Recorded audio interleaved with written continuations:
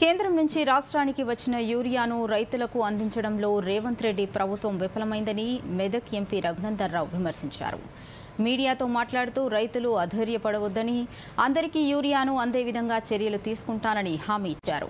జిల్లా కలెక్టర్లు, వ్యవసాయ అధికారులతో సమావేశం నిర్వహించి రైతుల సంఖ్య, భూముల వివరాలు తీసుకుని సరిపడా యూరియా అందే విధంగా ప్రణాళికలతో ముందుకు సాగాలని సూచించారు. సెప్టెంబర్ 17 ప్రధాని నరేంద్ర మోదీ జన్మదినం పురస్కరించుకుని సేవాపక్ష పేరిట 15 రోజుల పాటు మొక్కలు నాటడం, రక్తదాన, అన్నదాన శిబిరాలు నిర్వహించనున్నట్లు తెలిపారు. మోదీ పాలనలో దేశంలోని 25 కోట్ల మంది పేదరికం నుంచి బయటపడ్డారని అంతర్జాతీయ సంస్థలు వెల్లడించాయన్నారు. 2047 వికసిత భారత్ లక్ష్యంగా ప్లాస్టిక్ వినియోగం నిషేధం, స్వదేశీ వస్తువుల వినియోగం, మొక్కల పెంపకం వంటి కార్యక్రమంలో ప్రతి ఒక్కరూ భాగస్వాములు కావాలని పిలుపునిచ్చారు.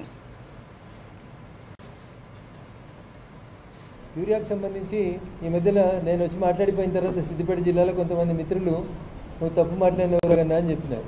దాదాపు ఒక 3 అంశాలని ఈ యూరియా విషయం లోపల మనం గమనంలోకి తీసుకున్నట్లయితే, ఒకటి, రాష్ట్ర ప్రభుత్వం సరి అయినటువంటి రీతిలలో రైతులకి టోకన్లు ఇచ్చి వాళ్ళ అవసరాలు తీర్చే రీతి లోపల వచ్చినటువంటి యూరియాని డిస్ట్రిబ్యూట్ చేసే కార్యక్రమం లోపల రాష్ట్ర ప్రభుత్వం పూర్తిగా విఫలం కావడం వల్లనే ఈ గందరగోళమైనటువంటి పానిక్ సిచ్యువేషన్ ఏర్పాటైంది. దొరుకుతుందో దొరకదో అనే భయం రైతులలో పెరిగింది. కాబట్టి దయచేసి నేను ఎక్కడికక్కడ జిల్లా కలెక్టర్లకు చేసే విజ్ఞప్తి ఏంటంటే, మన జిల్లాలో ఎంత యూరియా ఇప్పటిదాకా వచ్చింది, ఇంకెంత యూరియా రాబోతుంది, ఎంతమంది రైతులు ఉన్నారు, ఒక్కొక్క రైతు ఎంత ఎకరాలు పంట వేసుకున్నాడు అనేది దయచేసి ఎక్కడికక్కడ ఏఓలతో సూపర్వైజ్ చేసి, నిజంగా షార్టేజ్ ఉంటే మేము కూడా పనిచేస్తూ ఉన్నాం, కొట్లాడుతూ ఉన్నాం. ఎక్కడైనా తక్కువ ఉంటే భారత ప్రభుత్వాన్ని ఒప్పించి తెప్పిస్తాం. మొన్ననే కొన్ని వాగళ్ళని తీసుకురావడం జరిగింది.